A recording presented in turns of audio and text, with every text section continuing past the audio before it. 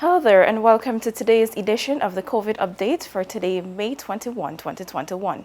Today, as usual, we have with us the Minister of Health, the Honorable Dr. Frank Anthony. Dr. Anthony, thank you for joining us. Let's get right into it. Can you update us on the latest figures for vaccinations across the country? Well, thank you very much for that question. As of yesterday, we have had 177,649 persons receiving their first dose of the vaccine. That would amount to 36.5% of our adult population.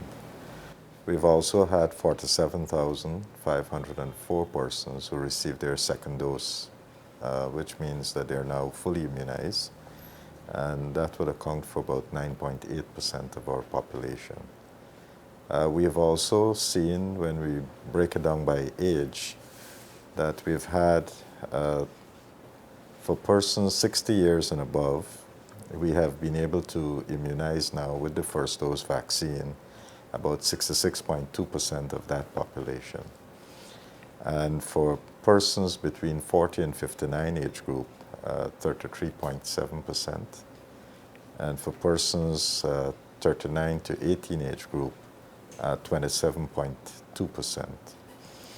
Now, with the lower age group, that is the 18 to the 39 age group, that's an age group that we'll have to work more on, because when we look at the number of infection that is occurring, new cases of infection, we are seeing those new cases are predominantly between 18 and 40. And so this group is more vulnerable to the infection because, I guess, because they're more active, they're moving around, they're coming in contact with persons who are positive. And because of that, they can spread the infection to others.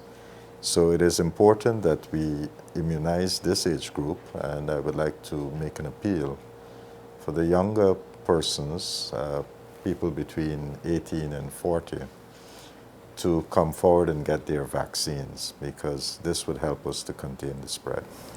Last week we had some of the regions lagging behind in terms of the vaccination rates. Have we seen any improvements during the course of this week? Well, a regional breakdown, we have seen slight improvements. So in Region 10, for example, the last time we spoke, I think Region 10 was around 9-point-something%. They are now at 11%, so there is marginal improvement. But other regions are doing exceedingly well. So, for example, in Region 1, we have now been able to immunize about 39.2% of its adult population. Region 2, we are at 36.4% of Region 2's adult population. Region 3, we are at 37.5% of their population. Region 4, we are at 36.9% of Region 4's population. Region 5, we are 38.5% of that region's population. Region 6, they're at 43.6%, so they're the highest. And Region 7, we are at 37.1%. Region 8 at 23.9%. And Region 9, they're at 34.9%. Region 10 is at 11%. So you can see Region 10 remains the lowest. When we spoke a couple of weeks ago, they were the lowest. They continue to be there, although there have been marginal improvement. So we continue to urge the leadership in Region 10, persons who have influence in the community, to advocate so that people can go out and get their vaccines. And we want to make that appeal to people because we are seeing an increase in cases in Region 10 as well. We have right now more than 140 active cases in Region 10. And there are communities where we have seen more than 50 cases being very active. And on a daily basis, we are seeing new cases in Region 10. We know that if you take your vaccines, that these vaccines would help to reduce the severity of the infection. It prevents hospitalization and it prevents death. So once you're fully immunized, we haven't had a case where someone who's received both doses of the vaccine falling ill or dying from COVID-19. So it's important that people take their vaccine. Given the continuous low rate of vaccination in Region 10 particularly, have the ministry or is the ministry considering collaborating with the regional officials or sending out a team to spearhead education and awareness or to really collaborate with the regional officials to get some messaging done on the ground? Well, we are doing that on a continuous basis. About 2 weeks ago when I was up in Region 10, myself and the regional chairman was on the radio appealing to persons. So, and we have been talking to many of the community leaders and so in Region 10 to get them to appeal to their constituents. But it's a tedious process because there are lots of myths that are circulating pertaining to safety and efficacy of vaccines, and then some very weird myths, if you like, that has nothing to do with the vaccine. And so trying to dispel that, trying to get people to understand that these vaccines are safe, it's an ongoing process. We have to keep educating, and hopefully we'll get people changing their attitudes. I guess one of the biggest challenge we have is this source of information that people are using. And a lot of time, I don't think people are analyzing proper medical and scientific information. They're going by hearsay, what somebody would have told them. And a lot of time, the sources of authority that they've been using is people who really don't have proper medical or scientific information. And because of that, because of listening to hearsay, listening to people who really don't know anything about these vaccines, they are putting themselves in danger because they're following wrong advice.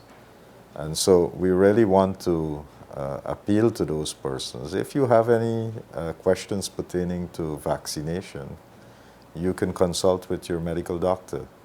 You can go on reputable websites and check. You have the Center for Disease Control in the US. You have the British websites that talks about vaccination. And there are a host of others. You have reputable journals that you can get a lot of vaccination information from, such as the Lancet and the New England Journal of Medicine and so forth. So there are many sources, reputable sources of information. And I would like to ask people, if you have any doubts, you consult with your physicians locally. But if you still harbor any doubts and you want any clarification, you can go on the web and go to reputable sites, and there you'll find appropriate information. What we have seen is people, circulating videos and stuff like that anti-vaxxers have created. And anti-vaxxers have a mission of not letting people take vaccines. And so if you are going to listen to those anti-vaxxers, they are going to try to persuade you why you shouldn't take a vaccine. And if you don't get your vaccine, then you can get sick, and the possibility is that you can die from COVID-19. So you have to think for yourself, use appropriate information, think for yourself, and I'm sure that you will conclude that it's the risk of not having the vaccine, is more. So it's better you take the vaccine because it gives you more benefits than the risk. Dr. Anthony, on that same note, on taking the vaccine, we have seen some members of the private sector forcing their employees to take the vaccines, telling them if you don't take it, we're not going to rehire you or we're not going to employ you. Is this a policy that government supports? Is government considering making the vaccines mandatory? And is it supportive of these measures? The government position is quite known, and that is vaccination is voluntary. And we have been encouraging people to take their vaccines. And I think at this point, getting to about 36.5% of our adult population having a first dose is it's a good point, a good place to be. Of course, we want to increase that, and we're working steadily to increase that. And we are really in a fortunate position because many countries in the region have not been able to achieve this level of vaccination. So I remain optimistic that we are going to see more people coming forward and getting their vaccines. One of the things that we have to note, a lot of people have been complaining about wearing masks and maintaining physical distancing and the constraints that they have in terms of normal activity. If we want to return to some sense of normalcy, then we all would have to take the vaccine. And if we are all fully vaccinated, then we can reopen the country. But until then, it's going to be challenging. Many businesses over the last several months have not been able to return to full operation.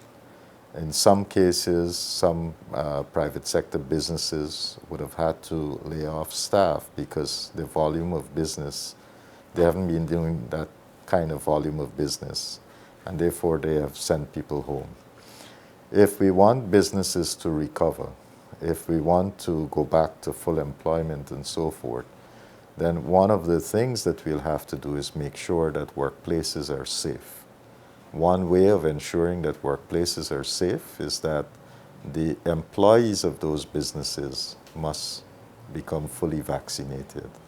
In that way, it helps because if a positive person come into the work site, then it reduces the chance of that infection spreading and so forth. So it's important that we encourage workplaces to get their employees to be vaccinated. And I've seen that some workplaces have been doing so, and I hope that that trend can continue. We have, some workplaces have invited the ministry to come to their work sites and to do the vaccination drives, and we have been able to collaborate with them and have done these drives. We continue to work with businesses to do more of them because there are still lots of businesses that have not been immunized. So once businesses can arrange these vaccination drives, they can contact the ministry, and we would then be able to coordinate with them and get our teams out there. The businesses will do the mobilization of their employees. We send our vaccinators, and we would be able to do the staff of that particular business. So it's a collaboration. And again, I come back to the point that we would not be able to exit this pandemic unless we have people fully immunized. So the faster we are able to accomplish this, the quicker we'll get back to some level of normalcy. If we are going to have long, protracted delays in getting people immunized, then it's going to be difficult for all of us. So if we work collaboratively, we can get these numbers up very quickly. We're working towards herd immunity, which means that we want to see about 80 to 85% of our population being immunized. And so as we keep working, we need more partners. We need more people to encourage others. And once we do that, I think we'll get to herd immunity. Thank you for that clarity, Doctor. We have seen some comments and complaints on social media that we have been tracking, with persons saying that when they go to their health centers, their respective health centers for the second dose, the health centers can only accommodate a certain amount of persons before they run short of that second dose. Has your office received any such complaints, and is there any system in place to address this? I have not, or my office have not received such complaints, but sometimes I know there are logistical challenges, so we don't get everything right. We strive to do that, but there are going to be some challenges. But once we become aware that if they don't have enough vaccine at a site, then we are able to deploy teams with additional vaccines. One of the things that we want to guard against, because the vaccines that we're using, the Sputnik V, requires special temperature control. And so if you send large amounts of vaccines out to a particular site, then, and it's not stored properly, then we can lose those vaccines.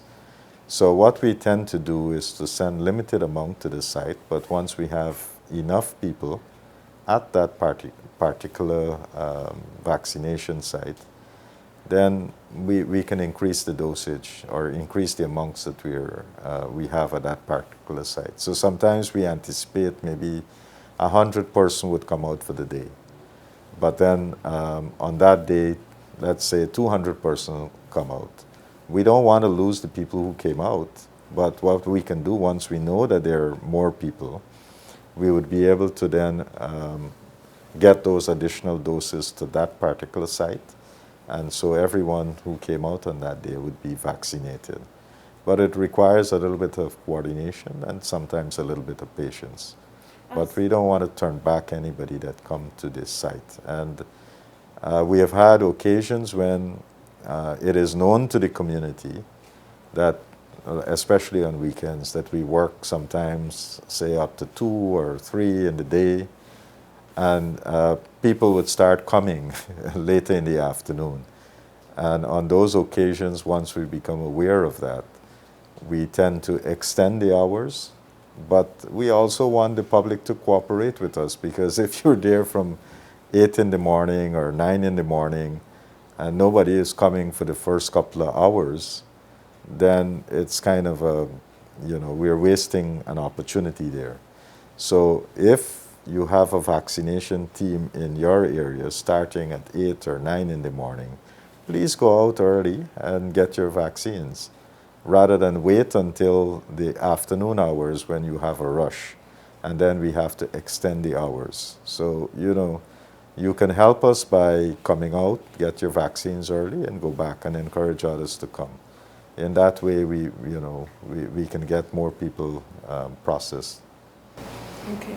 And lastly, has there been any reports of any adverse reactions to any of the vaccines from members of the public? And aside from the 15 minutes monitoring that you do on site, is there any other mechanism in place to monitor persons who take the vaccines and report any adverse effects?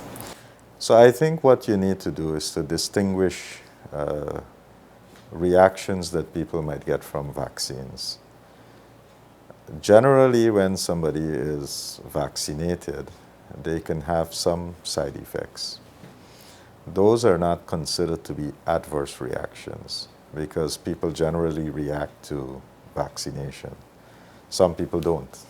So for example, when I had my vaccines, I really didn't get any fever or any pain or anything. So some people don't get any signs or symptoms, any side effects. Others do. And those side effects might include pain at the site of the injection. Some people might get a bit of headache. Some people might get fever. So there are different types of reaction that people would develop. Those reactions would go away within a 24-hour period. And we have been advising persons, if you get a fever or something, that you can use a Panadol.